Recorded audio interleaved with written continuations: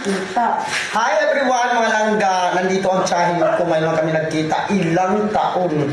So ngayon, ano ko siya ng pamasko with New Year na rebanding. Frida mo niya o griban. Tingnan mo yung sura ng buhok niya, oh.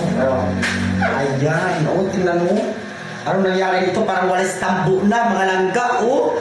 Kita mo yan? Oh, ngayon, ang gagawin ko, iriribang ko siya ng libre. Kasi ilang taon kami hindi nagkita. Yan. Tingnan mo, oh. Wala na.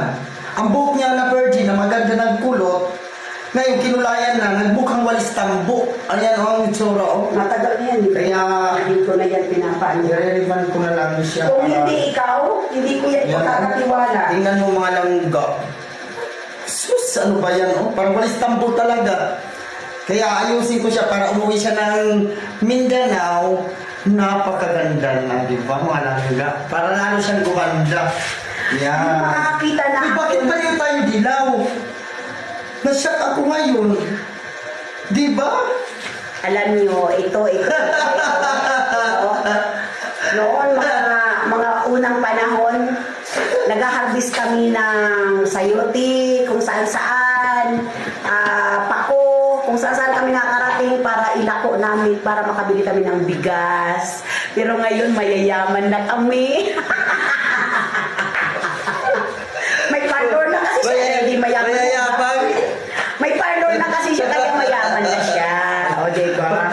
Pero, Huwag kayo maniwala langga. Huwag kayo maniwala. pero alam niyo ba, ang pagsisikap, huwag tayong mag-ambisyon na agad-agad yumaman. Kailangan dadaan tayo sa step 1. Kumbaga, nag-aaral, dadaan tayo ng kinder. Huwag tayong mag-ambisyon agad-agad mayaman. Ang walis tambon kanina, mga langga. Ayan, nakakintab yan, oh. Healthy na. Bye-bye, kulot tambo. Hanggang dulo. Maminis ang buhok Ayan, ko oh. na sabi nila Yeah. para ng tambo. Yan, oh. Diba? Ganyan siya ka-healthy ngayon. Ang kanina na parang manika pag hinahawakan mo. Oh, mga dulo na. Ang ganda na, oh. Yan. Oh, sige. Oh. Tingnan mo. Thank you, pamangkin. Maganda na si Mamang. Oh. Di okay na siya, auntie. Oh, alam. Thank you. Hindi na siya ano. Hindi na maggugupit na naman. Yes. Grabe. Hindi na ako maggupit, mama. Grabe yan. Yes.